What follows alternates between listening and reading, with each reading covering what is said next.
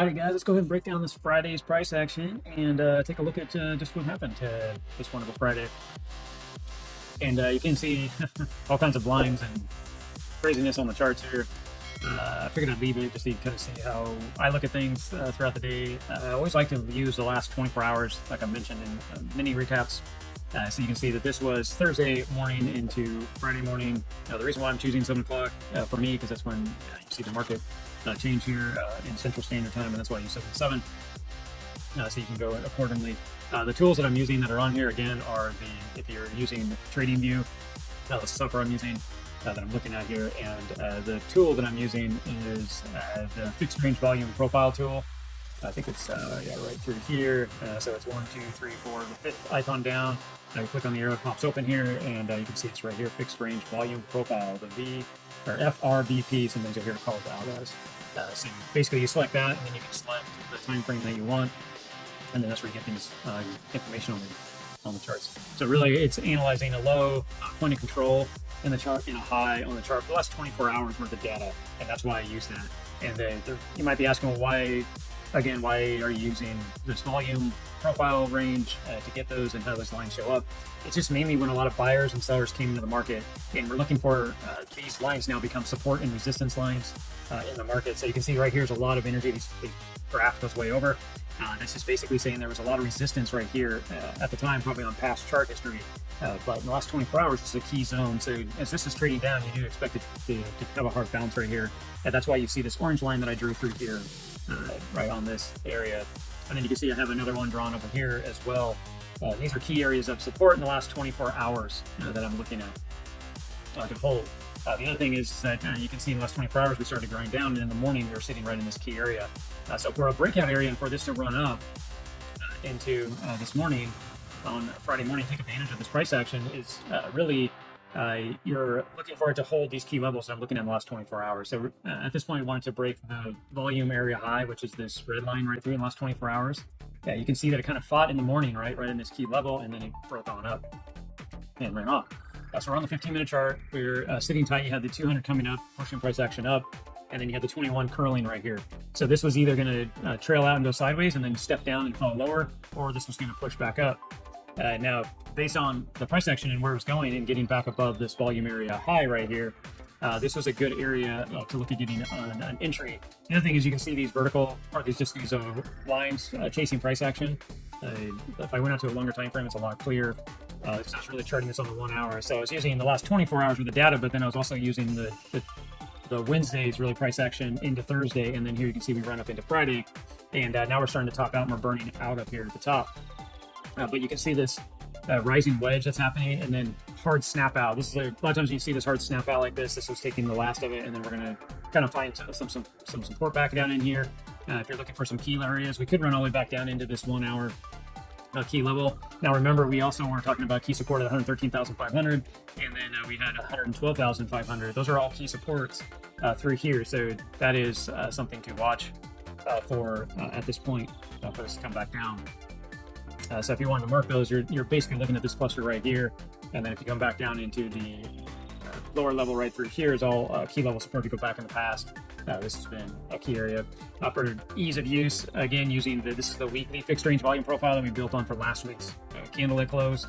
Here is that volume area high, just like we've been looking at this daily data. We're using that.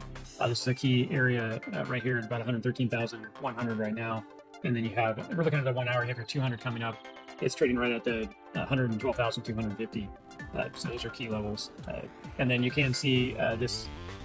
Drew this in here right now. This is from the last 24 hours on this pullback, and expected to break out. So once it started to break out here, right here is where I had jumped into the market. Of course, I was looking for it to go up to this, a little bit. This is the target I had. At this point, it needed to hold this bottom of there as we're going to break down. So this was the trade that I took today. I actually took it off right here near the top, and that's because I watched the lower time frames, and you can see this was showing softness, and just took the trade on a Friday afternoon, running up. It looks like about 3 o'clock in the afternoon. This was a good time to get out on a Friday trade. Not a lot of energy left in the run, but it did run up pretty hard, pretty fast, and we took advantage of that. We're looking at the 1 hour here, but ultimately, let's take this down into the lower time frames, into the 5 minute, and really dig into this.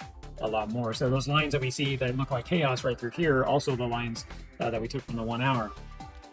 So if you were watching this, you can say, okay, well, where is the 200, right? And where is the 21? We're watching the 5 minute. We lost it early in the morning, then the shift that I was just explaining earlier in the video. You can see we broke back up and showed some strength, got above all the moving averages, and then it traded back down below, but yet it stayed in this 1 hour rising wedge is what we were watching. Once it started to break back above all these key levels, this was the clear go signal in this trade, and you could have taken advantage of it.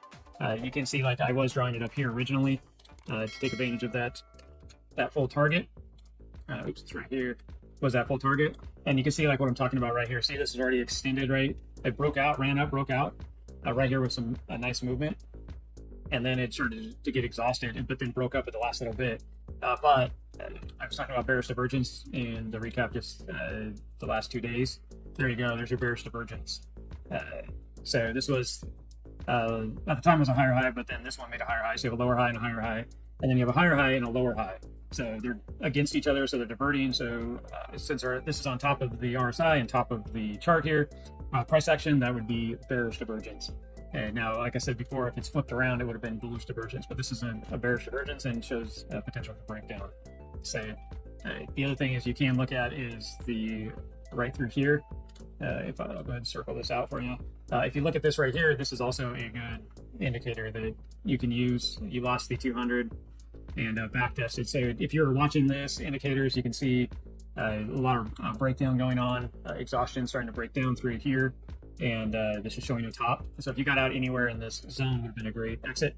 Obviously, if you got out right here, would have been really good exit, get out the top, but this is telling you that's getting ready to break down. You can see how it's rolling over. So if you hadn't got out during any of that, when you lost this area and then looking at your indicators, these are telling you that it's over with and it's time to jump out of the trade.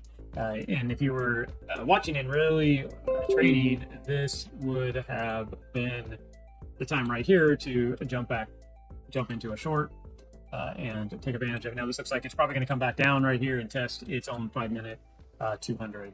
So we'll have to watch that play out. And I don't suggest to chase trades this way, but that's how it works, right? It's running up, it's on top of this moving average on the 21, running up, it breaks it, and then you see it back test it right here. There's your entry, and this should trade on down typically.